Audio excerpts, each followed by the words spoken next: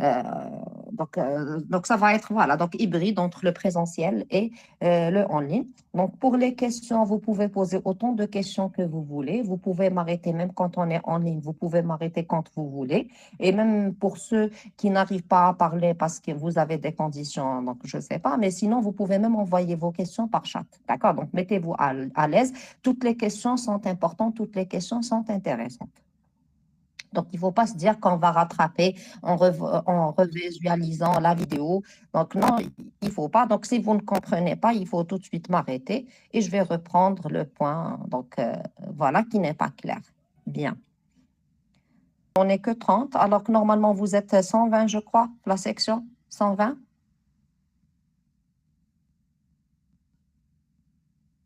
Vous êtes combien dans... Windows, Très bien, Windows. Très bien. Linux, très bien. Linux, Très bien. macOS. D'accord, très bien. Est-ce qu'il y a d'autres? Sur vos téléphones, qu'est-ce que vous trouvez comme système d'exploitation? Android. Très bien. Android. Android, très bien. Android, très bien. Donc, on a très bien. iOS, d'accord. D'accord. Donc, en fait, on a une multitude de systèmes d'exploitation. Donc, on a beaucoup de systèmes d'exploitation. Donc, dans ce module, on va s'intéresser plus précisément au système d'exploitation Linux. Pourquoi on s'intéresse au système d'exploitation Linux plutôt que Windows? Parce que le système d'exploitation Linux est un OS, open source. Qu'est-ce que ça veut dire open source? Ça veut dire que l'utilisateur a accès au code. Donc, il peut d'ailleurs modifier, mettre à jour, enlever des parties, améliorer des parties. Donc, tout ça, c'est faisable. Donc, si c'est faisable, c'est parce que, bien sûr, on a accès au code de notre système d'exploitation. Donc, ça, c'est intéressant. Si on a accès au code, ça veut dire qu'on peut comprendre le fonctionnement de ce système d'exploitation. Donc, c'est pour ça qu'on s'intéresse à Linux plutôt que Windows. Donc, Windows, il n'y a que Microsoft qui connaît son code. Mais là, pour Windows, pardon, Linux, non, c'est un open source. Donc, c'est tout le monde qui a accès au code de ce système d'exploitation. Ça marche? Donc, pour ce semestre, on va étudier les systèmes d'exploitation Linux. Donc, un système d'exploitation, c'est très simple en réalité. Ce n'est qu'un ensemble de modules. Donc, c'est un ensemble de programmes qui sont collectés pour faire tout simplement notre système d'exploitation. Donc, le rôle principal, bien sûr, d'un système d'exploitation, c'est tout simplement de jouer donc une interface virtuelle entre le matériel et l'utilisateur. Pourquoi? Parce que tout simplement, un utilisateur, comme vous le savez, je suis informaticienne et je suis utilisateur en même temps. Quand je souhaite utiliser la machine, est-ce que je me rends compte qu'il y a déjà, par exemple, le processeur, forcément la mémoire centrale. Le matériel qu'on a sur la machine, en réalité, on ne saura pas le matériel kamel. Pourquoi c'est possible? C'est grâce justement à notre système d'exploitation qui fait que, qu'il devient transparent. Le matériel devient transparent à l'utilisateur. Donc, voilà, donc ça c'est en général. Donc, si je parle de système informatique, donc un système informatique, c'est quoi? Il contient deux côtés. Donc, on a le côté matériel et on a le côté logiciel. Quel est son objectif? C'est automatiser le traitement de l'information. Donc, c'est pour ça qu'on appelle ça informatique. Donc, c'est automatiser le traitement de l'information. C'est ça l'objectif de l'informatique en général. Donc, on a dit qu'un système informatique, c'est le matériel plus le logiciel, d'un côté. D'accord? On a aussi donc, dit que l'objectif en général, c'est quoi? C'est d'automatiser le traitement de l'information. Bien. Si je veux voir le côté matériel maintenant, donc le côté matériel, donc c'est une mémoire centrale. Donc, c'est une mémoire centrale. C'est un processeur. Donc, là, l'unité centrale de traitement qui contient une unité de commande et l'unité arithmétique et logique. Bien. Donc, il y a un échange entre notre processeur et la mémoire centrale, un échange de données et d'instructions. Qui peut me dire pourquoi? Qu'est-ce que je mets déjà dans la mémoire centrale, à votre avis?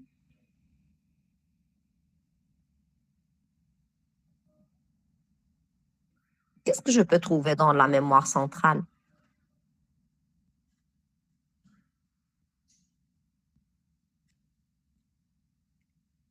Pourquoi il y a échange de données et d'instructions entre le processeur et la mémoire centrale? C'est parce que dans la mémoire centrale, qu'est-ce que j'ai? Oui, c'est les données ou les instructions. Qu'est-ce que j'ai? Très On bien. stocke des informations, Ferha. Très bien, c'est parfait. Très bien, je stocke des informations. Mais ces informations appartiennent à qui d'après vous? À des programmes, n'est-ce pas? Oui. À des programmes. Très bien. Donc, dans un programme, qui les programmes, sûrement vous avez écrit des programmes en première année, le S1, tous des programmes. Des programmes, qu'est-ce qu'ils contiennent? Nous avons des instructions, nous avons des données. Bien. Donc, les données, elles appartiennent forcément à un programme. Donc, le programme, la mémoire centrale, donc on le garde la mémoire centrale, et on exécute dans l'objectif de l'exécuter sur le processeur. Voilà, parce que les instructions du programme TANA, elles sont exécutées sur le processeur TANA. D'accord? Donc, c'est pour ça qu'il y a cet échange d'informations, donc, qui sont les données et les instructions entre le processeur et la mémoire centrale. Parfait. Il y a aussi un autre échange, donc avec l'unité d'entrée-sortie, où on appelle ça échange. Qui peut me donner un exemple à les unités d'entrée-sortie? Clavier, L'écran souris, et la écran. souris. نعم. Clavier, souris, écran. Clavier, souris, écran, imprimante, le disque dur, alors tout ce que vous pouvez imaginer. Donc tout ça, c'est des unités d'entrée-sortie. Pourquoi on les appelle entrée-sortie? Parce qu'il y a des périphériques qui déroulent des entrées vers la mémoire centrale. Donc ils disent mais le périphérique pour l'envoyer vers la mémoire centrale. Qui peut me donner un exemple?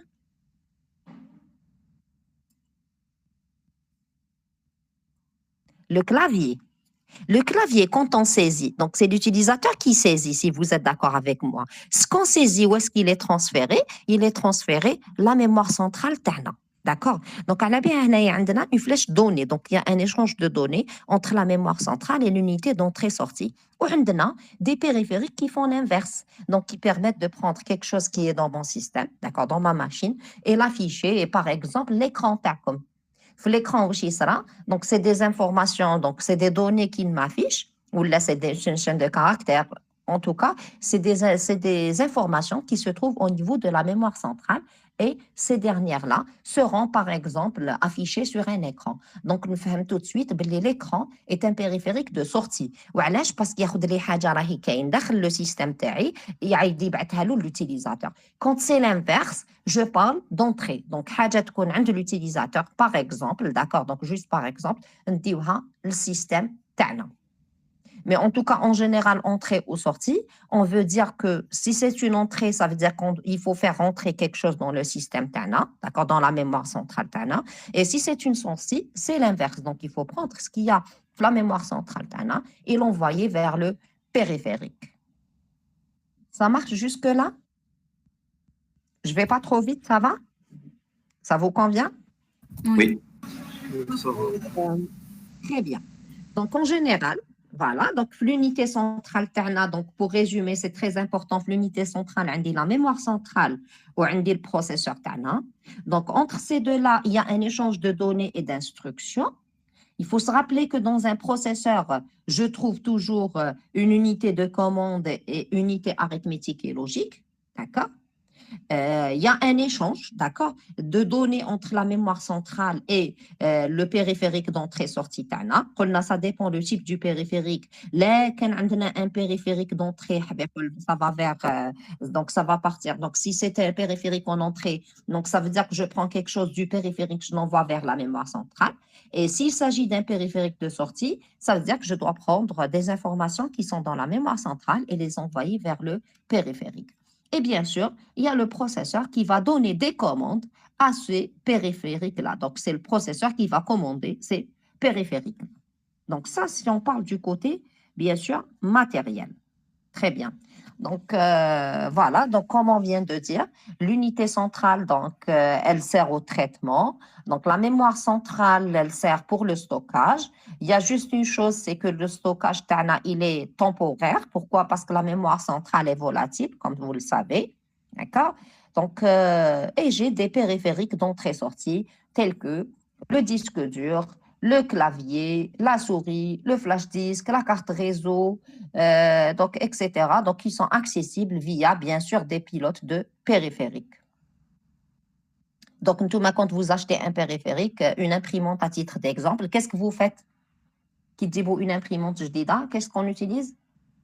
Ou نصيبوا déjà dans la boîte à l'imprimante? Un CD qui sert à quoi? Installer les pilotes. Très bien. Donc, c'est beau, le pilote à l'imprimante avec le CD. Donc, il faut l'installer pour pouvoir l'utiliser. Donc, comme je dis tout le temps, donc le matériel, c'est pas intelligent. S'il y a quelque chose qui est intelligent et qui peut gérer en fait, ce matériel-là, c'est tout simplement des programmes. Donc, c'est le côté logiciel. Donc, un pilote, c'est le côté logiciel qui permettra justement de gérer avec l'imprimante Tana. Donc, ça, c'est le côté matériel. Donc, le côté matériel, donc, résumé, on a l'unité centrale, la mémoire centrale, et on a les périphériques d'entrée-sortie. Maintenant, si je parle du côté logiciel, on a deux niveaux distincts. D'accord? On a les programmes d'application. Ils sont achetés ou développés.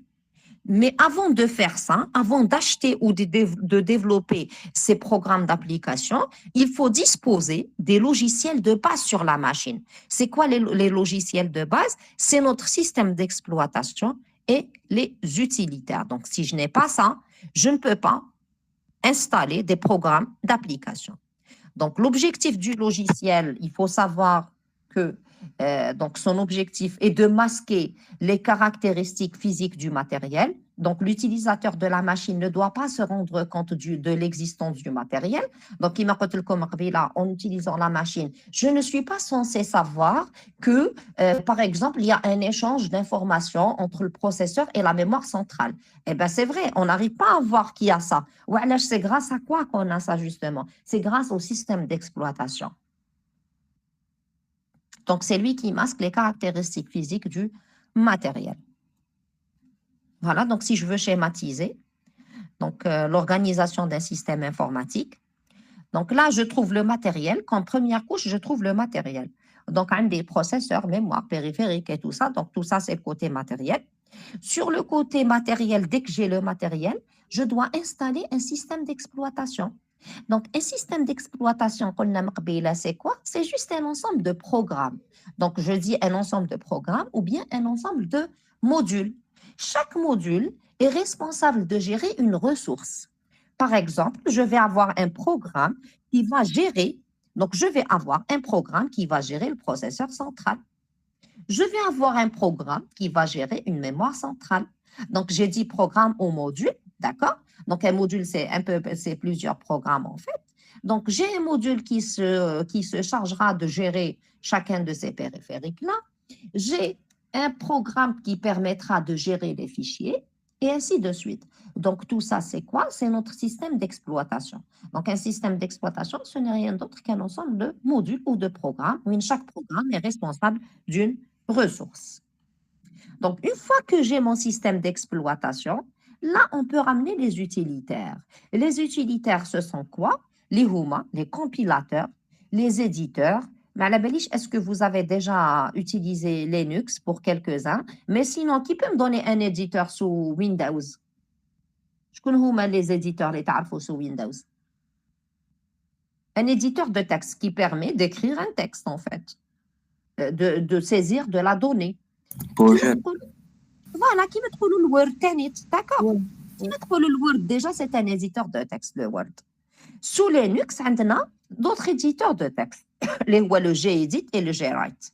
D'accord? Sous Linux, vous avez le Gedit et vous avez le Gwrite. D'accord? Voilà. En plus de ça, les interpréteurs de commandes. Vous allez voir sous Linux qu'on peut saisir des commandes grâce à un interpréteur de commandes. Voilà. Donc, une fois que j'ai ces logiciels de base, donc on dit le matériel, ou on dit les logiciels de base, là, je peux parler de programmes d'application. Je peux installer un système bancaire, un système qui permettra les réservations d'avions. Je peux installer un jeu d'aventure et ainsi de suite. Donc, tout ça, il vient tout simplement après les logiciels de base. Donc, les programmes d'application, c'est quelque chose qu'on peut acheter ou développer, mais bien sûr, pour pouvoir les développer, qu'est-ce qu'il me faut? Si je veux développer n'importe quelle application, je dois saisir son programme. Où est-ce que je le saisis? Dans un éditeur de texte, si vous êtes d'accord avec moi. Donc, l'éditeur. Je saisis le code source de l'application.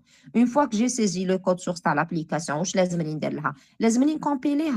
D'accord? Donc, sous Linux, je compile grâce à mon interpréteur de commande, grâce au shell. Donc, grâce à l'interpréteur de commande, je pourrai compiler avec le programme que j'ai écrit. Donc, si je n'ai pas ça, ça ne va pas marcher. Et ça ne peut pas marcher sans mon système d'exploitation. C'est clair? Oui. D'accord. Oui, madame. Alors, qu'est-ce qu'un système d'exploitation? Par définition, un système d'exploitation, operating system, d'accord, voilà, est un ensemble de programmes ou de modules qui jouent le rôle d'intermédiaire entre un ordinateur ou en général un appareil muni du processeur, parce que quand je dis ordinateur, même le téléphone, il dispose d'un système d'exploitation, il dispose du matériel, d'accord? Donc, on dit ordinateur ou là, pas forcément un ordinateur en réalité, tout appareil qui est muni d'un processeur et l'utilisateur. Donc, en fait, il va faire donc l'intermédiaire entre tout appareil muni d'un processeur et l'utilisateur qui utilise tout simplement des applications. D'accord? Très bien.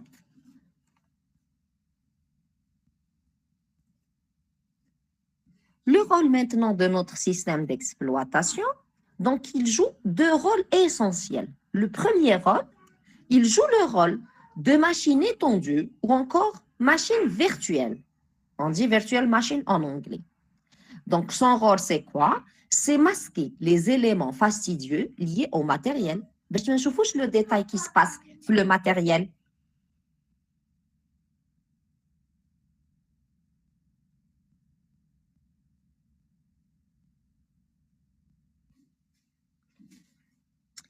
Voilà, donc le deuxième rôle principal, c'est la gestion des ressources. Donc, la gestion des ressources, donc le contrôle d'accès et l'allocation des ressources.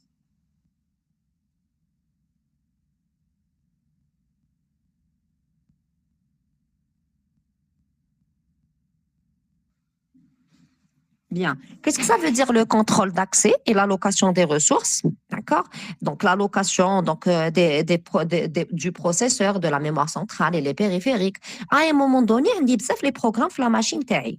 Donc, les programmes, ils peuvent demander l'accès. Par exemple, le processeur qui a plusieurs programmes, ils peuvent en même temps le processeur. Donc, le processeur, il est clair que en même temps. Donc, si c'est le cas, il faut bien une politique pour dire à telle personne, vous pouvez passer, l'autre, il faut le faire patienter et le retrouver quand on souhaite le lancer et tout ça. Donc, tout ça, c'est quoi? C'est le rôle de notre système d'exploitation. Donc, c'est lui qui contrôle l'accès et l'allocation des différentes ressources au programme avec, bien sûr, comme objectif, donc cette allocation et ce contrôle d'accès se font, il y a derrière des objectifs. Donc, des objectifs, c'est quoi? C'est l'efficacité, l'utilisation maximale des ressources. Ça veut dire que je suis une ressource libre et mon système empêche d'autres programmes de l'utiliser. Donc, si c'est le cas, ça veut dire que j'ai une sous-exploitation de la ressource TAI. Donc, si j'ai une sous-exploitation de la ressource TAI, donc je ne suis pas efficace dans la gestion. Donc, la gestion TAI, les être efficace. Donc, il faut exploiter au maximum la ressource. Il y a aussi l'équité. Ça veut dire quoi? Que si un programme demande à accéder à une ressource, il finira par l'avoir. Mais qu'est-ce qu'une attente infinie? D'accord? Il y a la cohérence. C'est l'accès simultané. Sur des variables ou sur une donnée quelconque, les ont une certaine cohérence quand il y a un accès simultané, la donnée tana. Et bien sûr, il y a la protection. Donc, il faut interdire l'accès un programme. Donc, par exemple, on doit interdire à un programme d'accéder à un espace en mémoire qui est alloué à un autre programme.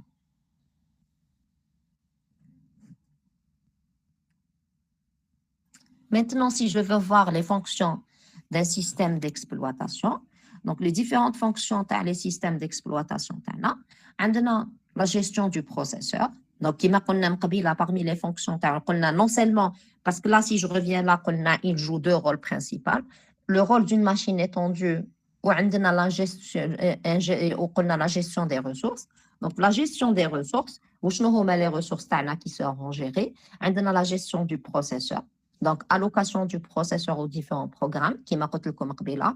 À un moment donné, il y a plusieurs programmes qui souhaiteront accéder et utiliser le processeur.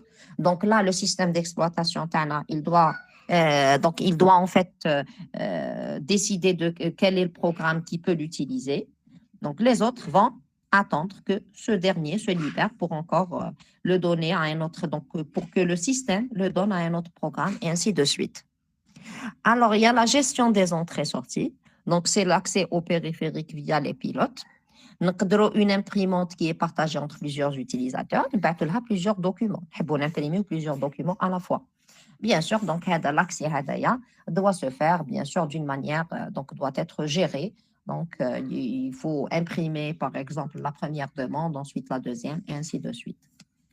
Donc, la gestion des objets externes, donc principalement les fichiers qui sont utilisés.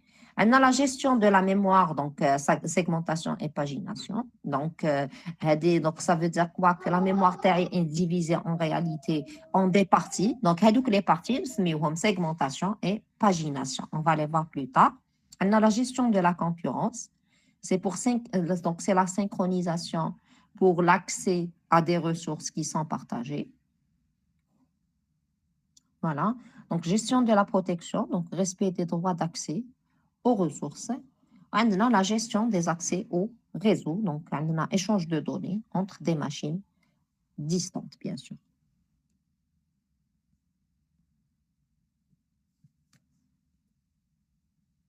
Est-ce que vous avez des questions?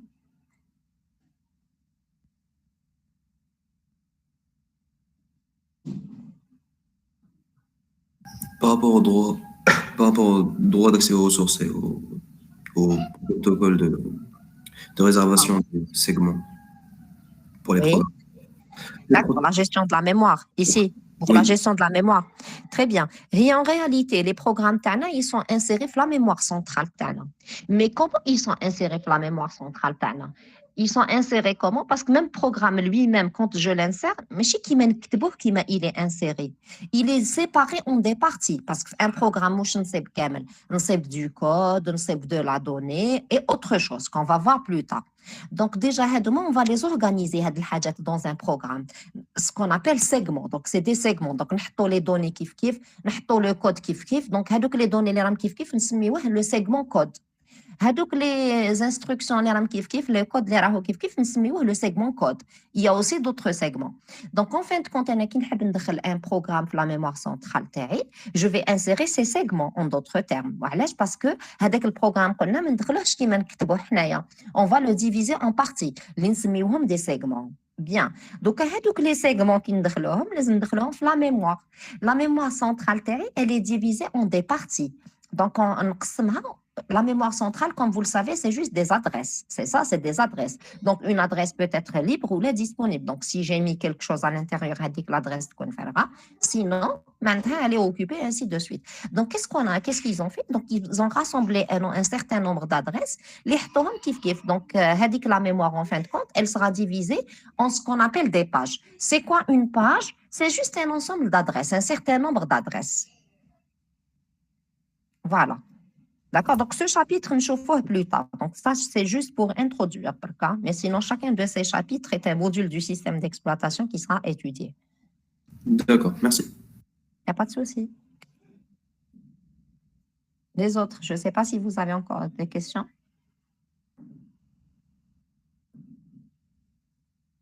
Donc sinon, je ne voudrais pas avancer comme vous n'êtes pas très nombreux. Donc, je ne voudrais pas vraiment avancer. Donc, je m'arrêterai juste là. À l'introduction, donc la semaine prochaine, Inch'Allah. Donc, voilà, donc on va continuer. Donc, votre collègue peut juste me poser une question. Donc, quelle version Linux on va utiliser? Vous utilisez ce que vous voulez. D'accord.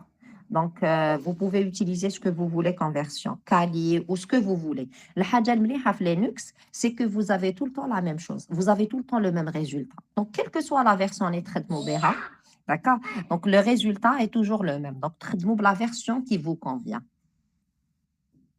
Kain la Mandriva, Kain Fedora, Kain Kali. Vous pouvez utiliser la version qui vous plaît.